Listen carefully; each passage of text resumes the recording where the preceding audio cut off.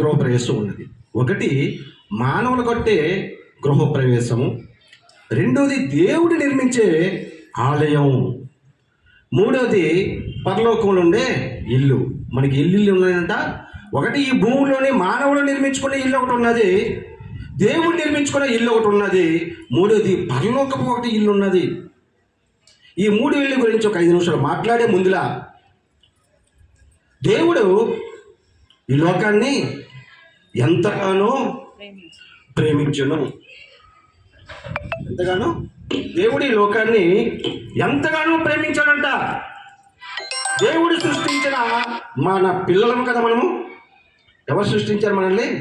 దేవుడే మనల్ని సృష్టించాడు. కాబట్టి మనము నరకాలకు వెళ్ళకూడదని ఉద్దేశంతోనే పాపంలో పడి చెడిపోయిన మనల్ని, నరక ఊబుల్లో తిరుగుతున్న మనల్ని రక్షించడానికి యేసుక్రీస్తు